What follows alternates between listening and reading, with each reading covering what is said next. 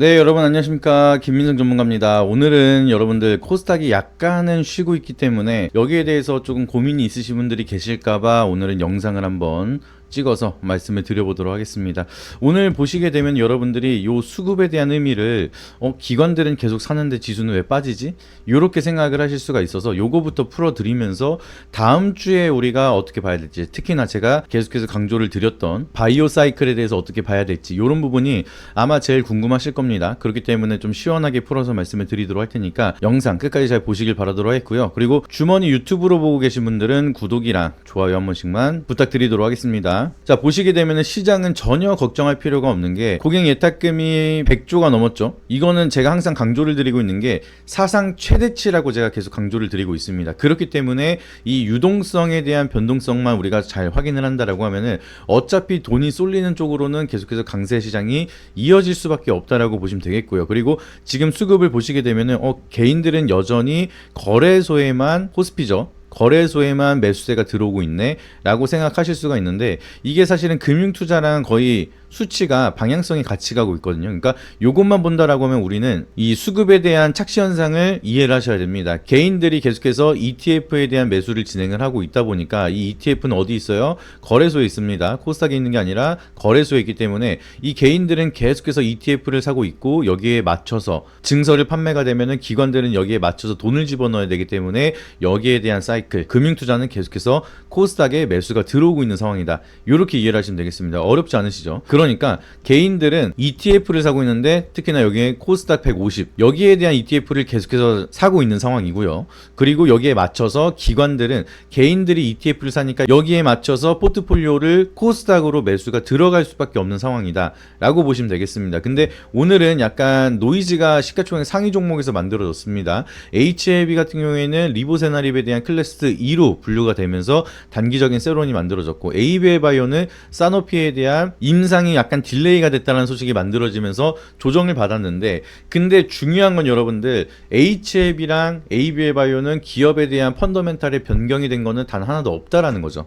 그렇기 때문에 제가 전에도 알테오젠 때 뭐라 말씀을 드렸냐면은, 알테오젠이 갑작스럽게 급락이 만들어졌는데 얘가 가지고 있는 펀더멘탈에는 변화가 전혀 없다라고 말씀을 드렸습니다. 로열티가 3% 깎이긴 했지만 단일 파이프라인으로 가는 게 아니라 추가적인 라이센스 아웃이 지속적으로 나오기 때문에 얘가 성장할 수 있는 밸류에이션은 변함이 없기 때문에 가격 조정은 기회다라고 말씀을 드렸고요. 마찬가지로 ABL바이오랑 HLB도 마찬가지로 클래스 2로 분류가 됐다라는 거는 2개월에서 6개월로 약 4개월 정도만 늘어난 건데, 그거 가지고 FDA 승인에 반려가 됐다 뭐한다 이런 식으로 생각을 하는 건 말이 안 되는 거죠. 그렇기 때문에 지금 같은 가격 조정은 오히려 기회다라고 좀 판단이 되고 있고요.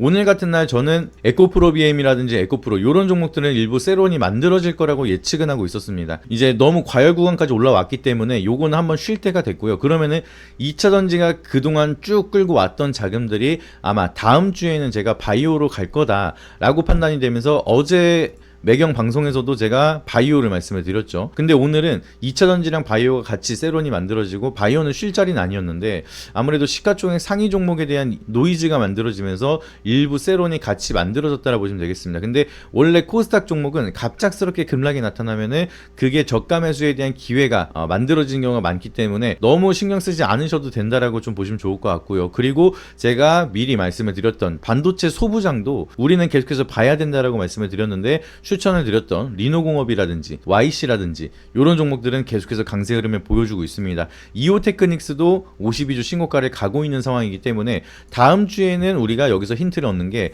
갑작스럽게 급락이 나오면은 그 다음에는 반발 매수세가 들어오면서 반등이 나왔던 바이오에 대한 사이클이 올 거다라는 거를 첫 번째 힌트로 얻을 수가 있는 상황이고, 이렇게 시장이 밀리는데도 불구하고 반등이 나오고 있는 반도체에 대한 소부장, 얘네들도 수급이 들어올 가능성이 높다라고 보시면 되겠습니다. 그래서 지금은 코스닥 150을 필두로 해서 움직이는 시장이 만들어지고 있고, 오늘 같은 경우에는 코스닥 150에서 시가총액 상위 애들이 빠지니까 시가총액이 작은 종목들로 수급이 전환이 되면서 ETF 쪽에는 여전히 견고한 흐름을 보여주고 있습니다. 지금 지수가 막 많이 빠지는 건 아니죠. 시가총액 상위 종목들이 밀리는데도 불구하고.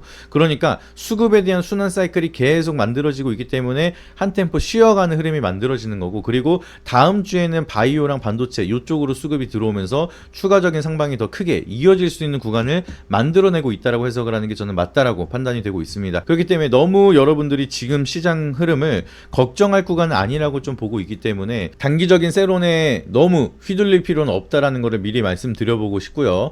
그리고 여러분들한테 한 가지 좀 제안을 드리는 게, 다음 주에 우리가 좀 반등이 나온 종목들이 아마 많을 겁니다. 왜냐하면 이제 명절 연휴가 얼마 남지 않았기 때문에 다음 주랑 다다음 주 초까지는 반등이 쭉 이어지다가 서서히 세론이 만들어지면서 명절을 대비하는 이탈 자금들이 또 만들어질 겁니다. 그렇기 때문에 다음 주에 좀 반등이 나오고, 일단 다음 주는 안정적으로 반등이 나올 거고, 다다음 주 그리고 명절 이후에 거기에 대한 방향성, 명절 전후에 대한 방향성이 좀 변동성이 커질 수가 있다 보니까 그 구간에서 우리가 또 조정을 받는 종목들, 근데 멀티플은 명확한 애들, 이런 애들은 또 저가 매수에 대한 기회가 된다는 거죠. 그렇기 때문에 정말 좀 심플하게 말씀을 드리면, 지금 같은 경우에는 코스닥에서 사이클이 만들어지면 항상 이렇게 매매하시면 됩니다. 단기적으로 급등이 나온 종목들은 우리가 수익을 챙기면 되는 거고, 별다른 이유 없이, 아니면 단발적인 악재 때문에 급락이 나타나거나 아니면은 가격 조정이 만들어지는 종목들은 계속 모아가시면 됩니다. 그리고 나서 여기서 또 모아간 종목이 급등이 나오면서 과열 구간으로 접어들기 시작을 한다라고 하면은 또 수익을 챙기면서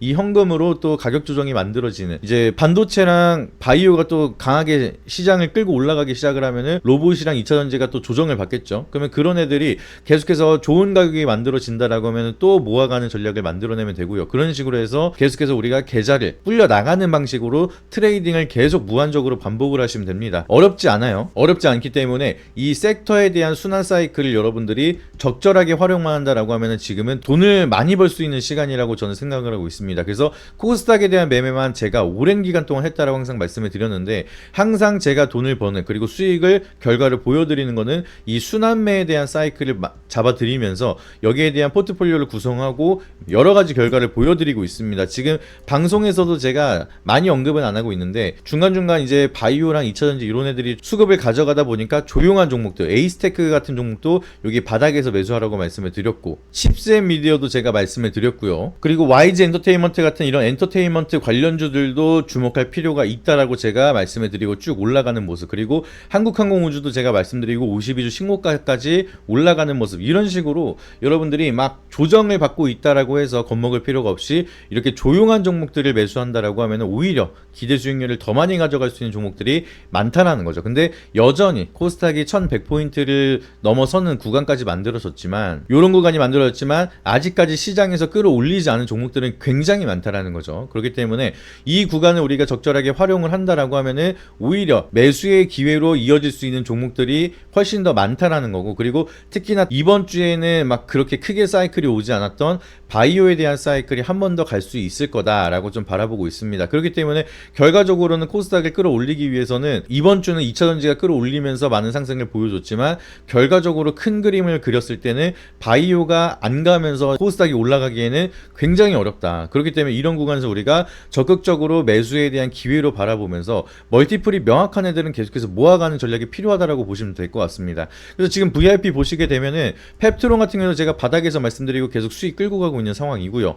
그리고 에이프리 바이오 같은 경우에도 바닥에서 말씀드리고 쭉 올라가고 있는 상황입니다. 이미 반등 나온 종목들 뒤늦게 추격하지 말라고 제가 미리 말씀을 드려요. 근데 여전히 네이처셀 같은 경우에도 제가 말씀드리고 계속 올라가고 있는 상황, 이렇게 올라가고 있잖아요. 그러니까 바이오 중에서도 시세가 견고한 애들이 있고, 아직까지 시세가 많이 분출하지 않았고, 그리고 이제 단발적으로 가격 조정을 만들었기 때문에 저렴하게 살 수 있는 기회를 만들어내는 애들도 있다라는 거죠. 그렇기 때문에 단순하게 세론이 만들어지면서 내가 사서 고점인가, 더 이상 올라가는 건 어려운 건가, 이렇게 생각하시는 게 아니라 여전히 지수는 상방으로 갈 거라는 전제 조건 하에서 우리가 단발적으로 기회비용을 챙기면서 기대 수익률을 높일 수 있는 종목들을 계속해서 찾아가면서 순환 사이클을 응용한다라고 하면은 여기에 대한 상승장 효과를 다른 사람들보다 좀 더 빠르게 가져갈 수가 있다라는 거죠. 그래서 여기에 대한 전략을 여러분들이 계속해서 잘 체크를 하셔야 되는 거고, 여기에 대한 전략이 내가 혼자서 어렵다라고 하시면은 제가 네이버 밴드랑 텔레그램을 통해서도 계속해서 브리핑을 드리고 있으니까